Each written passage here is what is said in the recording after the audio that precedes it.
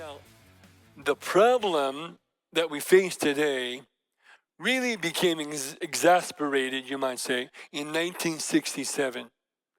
In 1967, if you remember your history, was the famous Six-Day War. And again, the Arabs would not accept the fact that Israel was going to have a homeland there. And during the 1950s, there were several wars with Egypt that Israel was fighting there in the south. By the way, even to the point that Israel, every time, of course, defeated Egypt, and they took the entire Sinai Peninsula, and at one point crossed the canal and were heading to Cairo. They had brought their tanks and they were headed to Cairo. And that's when the United States, you can stop right there. And they had thought that this would, create peace. But with Soviet pressure and the United States pressure, they eventually gave it all back, interestingly. Back to 1967, again, they are determined to fight. And so they are making it very clear they're going to defeat Israel in 1967. So Israel, in a preemptive strike, defeated the entire Egyptian Air Force in one day. And then got a surrender from Egypt on day 2. Then they turned to Jordan and said, don't do it. Israel said to Jordan, don't do it. We advise you not to do it. But they were convinced, because of, again, misinformation, they were convinced that, that the Egyptians were winning and whatnot. And so they went ahead with their attack. And so Israel responded in great force and defeated Jordan in 2 days. And so much did they push them back, they won back the entire West Bank. They forced Jordan all the way to the other side of the Jordan. And they took East Jerusalem that they never had before.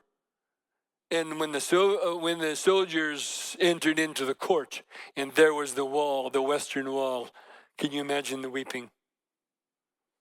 They all fell on their knees and wept and hugged and prayed, and they sang.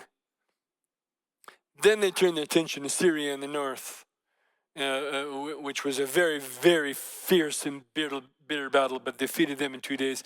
6-day war. But now the borders have increased to incorporate many of these Palestinian refugees that were formerly not under their control. They were all in Jordan. Now they are within the borders of their control. Israel controls all the way to the sea, the Gaza Strip, and now they are faced with a great dilemma. They have enemies within their borders. They have enemies within.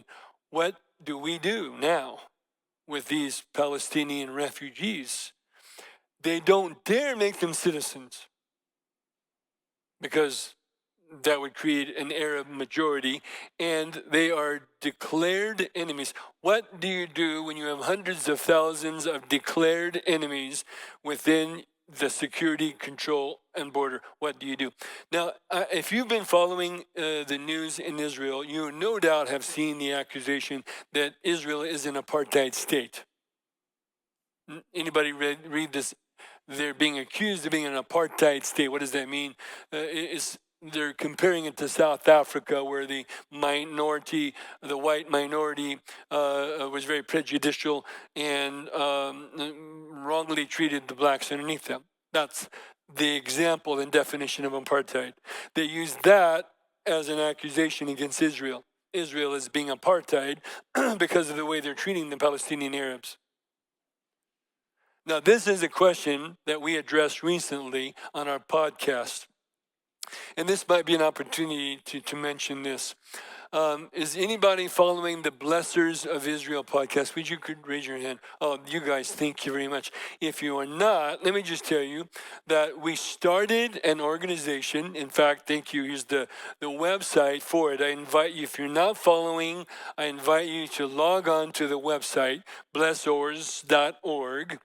And the organization that we started, Pastor Matthew and I are like the founding pastors, founding leaders of this organization, Blessors of Israel. .org or blessors.org. We started this organization to stand with Israel. Now, you know that the scripture says that those who bless Israel will be blessed. That was a promise given to Abram in Genesis 12 and given by extension to his son and his sons, and now the descendants of Abraham through Isaac and Jacob are given that same promise. And I believe that that promise is still very much alive today. Those who bless Israel will be blessed. Does anybody agree with this? In fact, let me also say that should therefore inform our foreign policy as a nation. And we have, since the early 70s, strongly stood with Israel. The United States has been the greatest ally of Israel since the early 70s. And I believe that that is one of the reasons that the United States is such a strong nation and remains a strong nation, that the day that we turn our back on Israel is the day that the demise of the nation is before us. Anybody want to agree? I mean, I think it's a very strong statement, but it's, I believe, true. Blessors of Israel was started to inform the Christian world of what's happening in the world. So we take the events of the world and see them from the biblical prophetic viewpoint and explain what's happening in Russia or China. For example, we did one recently on BRICS, the new alliance of nations forming an alliance to shed the influence of the American dollar. And this is very, very important. I hope that you're watching very carefully the events of the world. We are watching today momentous shifting and changing of world events. The geopolitical realm of the world is shifting before our eyes.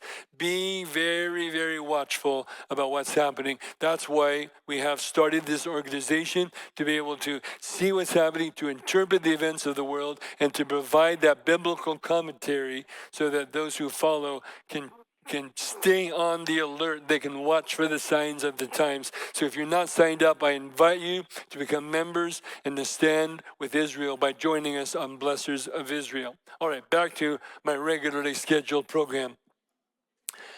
1967 brought this condition by which now we have hundreds of thousands of enemies, Palestinian Arabs, within the security border of Israel. And so that has been the problem.